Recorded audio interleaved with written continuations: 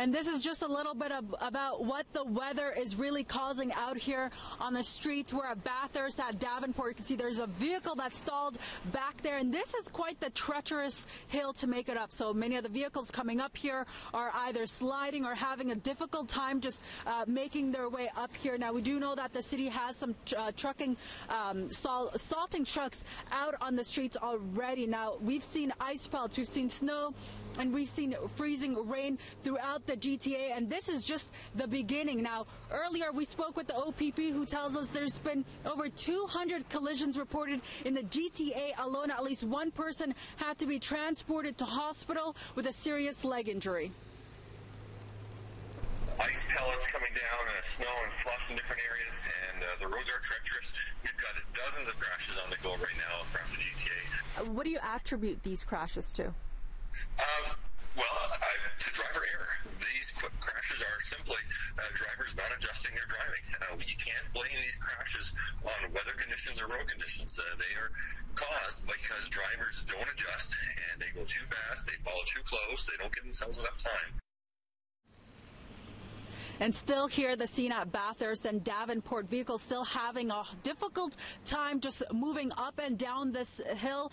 It's icy, it's slippery, and so we're just kind of seeing a bit of a backup right there at the bottom of the hill. And as mentioned earlier, the city is out on the roads here. They tell us they do have a plan in motion. All hands are on deck. Now, yesterday we told you the city told us they had 65 salting trucks out on the roads, but they're telling us this number is closer to 80 as of this morning. They tell us they're just preparing for the worst.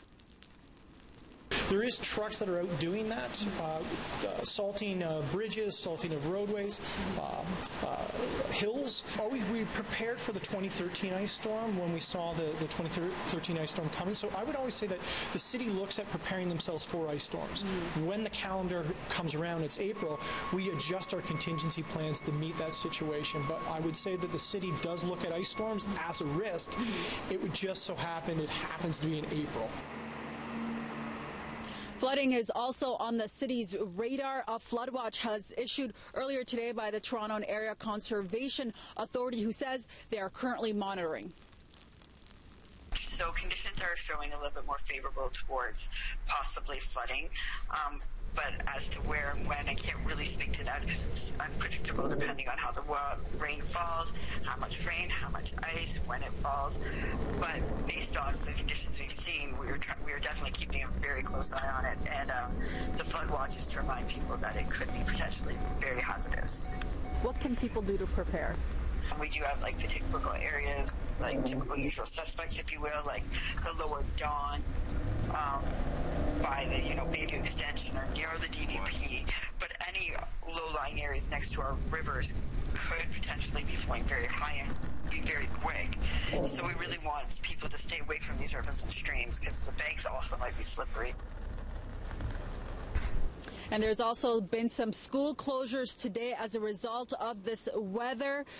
It's important to note, especially during this exam period. Now, we're hearing that Humber College, York University, Ryerson, University of Toronto, several campuses of theirs, including Scarborough and Mississauga, are closed for today. Centennial College says that they'll be closed throughout this weekend. Seneca is saying that they will be monitoring the weather and will be updating their website. You can, of course, find all the latest details on the school closures on City News and our website, citynews.ca.